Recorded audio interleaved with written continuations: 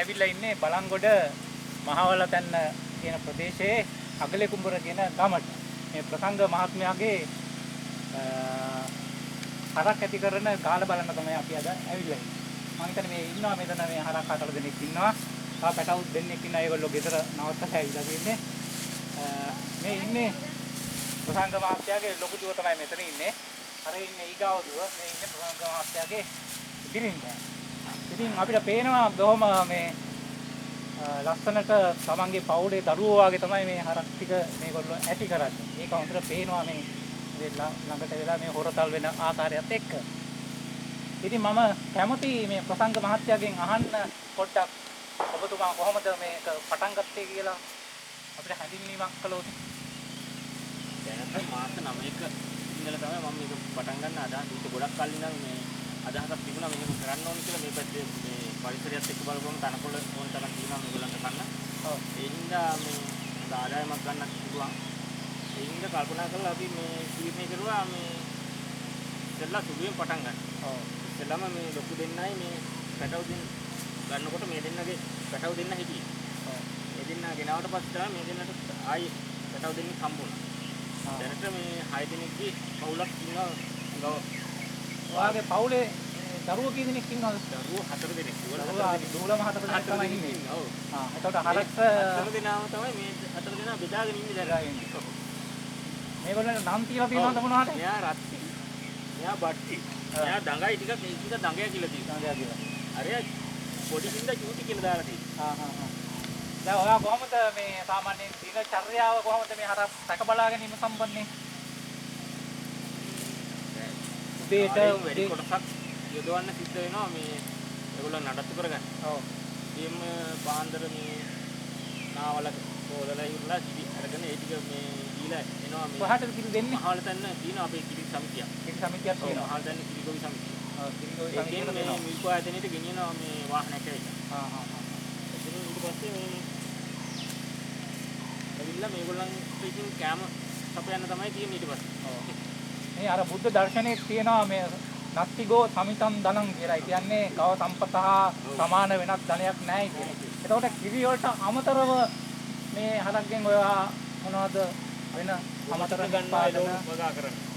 ඒකට මේ කොම්පොස්ට් පොර හදලා ඒවා කරගෙන ඒකින්ලා මේ අර රසායනික පොර වලට යන වීදම පොඩ්ඩක් අඩු කරගන්න. ඔව්. ඒක ගොඩක් අඩු කරගන්න පුළුවන් ඒකෙන්. මොනවද අරන එළවලු වගාව? මේ ප්‍රධාන වශයෙන් කරන්නේ බෝංචි තක්කාලි.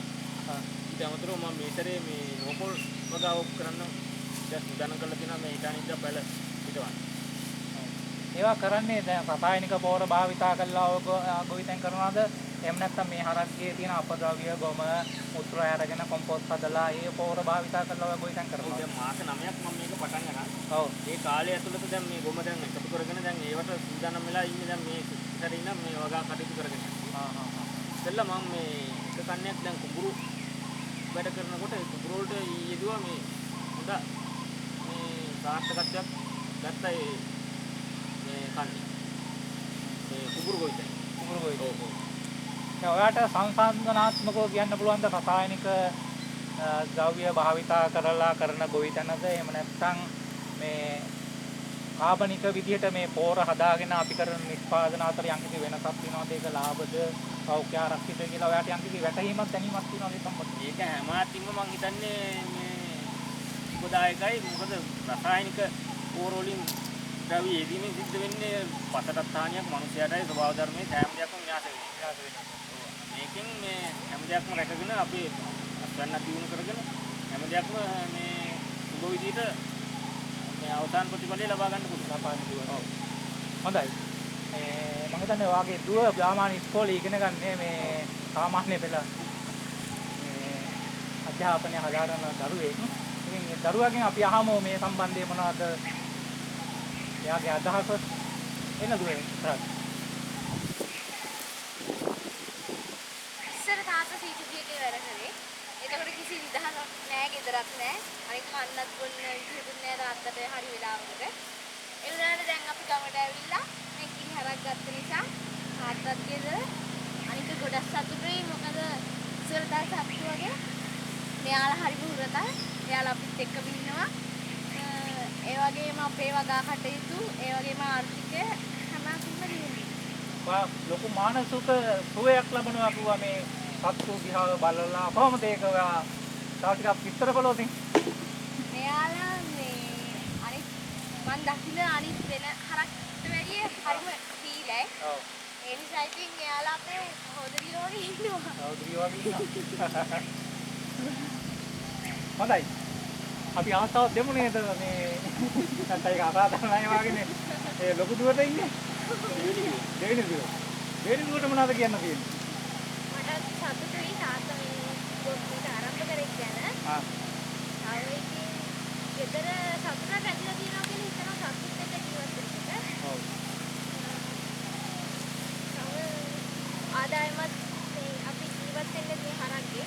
ආ ඒකෙන් ඉතින් අපිට මෙයාලා ඇතුළු බෑ ඉන්නේ. ඔව්. මම තව ප්‍රශ්නයක් අහනවා. ඔයාගේ අවසාන ප්‍රශ්නේ. දැන් මේ අර දැන් අපිට පේනවා බොහොම තරුණයි. මේගොල්ලෝ මහලුණාම ඔයා මොකද කරන්න අදහස් කරන්නේ? අපි නම් කිව්වේ තාත්තට කාටවත් දෙන්න නම් එපා කියලා. දෙන්නගේ එපා කියලා කියන්නේ.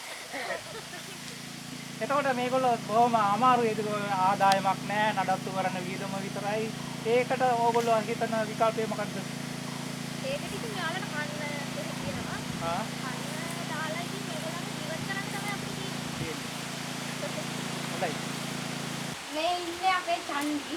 මෙයා ටිකක් මට අනිනෝ දැක්කේ. එයාගේ දැන් අන් දෙක එනවා. මෙයාට දැන් මාස 3මාරක් විතර වෙනවා. මේ ඉන්නේ අපේ බණ්ඩි. බණ්ඩිනේ. මෙයා හරි හුරතල්. අපිට හරි හීලයි. මෙයාට මාස 3ක් විතර වෙනවා. දිනචර්යාව කියන්නේ මෙයාලා දෙන්න උදේ පාන්දර කිරි බීලා හොඳ වටයක් දුවලෙනවා. ඊට පස්සේ ඔය වටේ පිටේ තියෙන ටික කනවා. ඊට පස්සේ 11ට විතර ගාලට ඇවිල්ලා වතුර බොනවා. ඊට පස්සේ දවසම ගාලේ ඉන්නවා. ඊට පස්සේ හවසට අම්මලා එනකොට ටිකක් දඟලලා ඊට පස්සේ බඩ පිරෙන්න කුක්කු බීලා ආයි දුවනවා ගේ වටේ. මේ බණ්ඩිද? මේ බණ්ඩි. මේ අයලා චණ්ඩි. මෙයා මේ පිට ඉල්ලන්නේ. නෝනා ඉතින් ගොඩක් සතුටුයි. අපි දෙන්න එකතු වෙලා ඒ දෙන්න එකතු වෙලා තමයි ගොඩක් වෙලාවට මේක කරන්නේ. ආ ආදායමත් අපේ ජීවත් වෙන්න තරමට තියෙනවා. ආ ඉතින් සතුටුයි ඉතින්. සතු කියන්නේ ගවයා මූලික කරන කර්මාන්තය තමයි ගොවිතැන කියන්නේ. මේක දැනට අවුරුදු 4-5000කට විතර කලින් ඉඳලා අපි මේ කුෂ් කර්මාන්තය කරනවා. මේ කුෂ් කර්මාන්තය සිද්ධ කරන්නේ ඇත්තටම මිනිසා ජීවත් කරනවා. එතකොට මේ මිනිසා ජීවත් කරවන්න කරන මේ කුෂ් කර්මාන්තය මිනිස්යාට විතරක් මේක කරන්න බෑ. එතකොට ඒ සඳහා අනෙකුත් සත්තුන්ගේ සහාය අපිට අවශ්‍ය වෙනවා ශුද්‍ර ජීවීන්ගේ සිට. විශේෂයෙන්ම මේ හරක් අපිට විශාල සම්පතක් මේ අපේ කුෂ කර්මාන්තේ. ඉතින් මේ කුෂ කර්මාන්තය මෙහෙම කරගෙන යනකොට අතර පවුලට ඕගොල්ලන්ගේ කටින්ම කිව්වා මේ පවුල තුල සමගිය, සාමය, සමාදානය හැම දෙයක්ම මේ පවුල තුල සිද්ධ වෙනවා. ඒක ඇත්ත. දැන් ඉතර සමාජයේ ගත්තාම මේ සියලු දේවල් සිද්ධ වුණේ පවුල් ඒකකයේ තුල.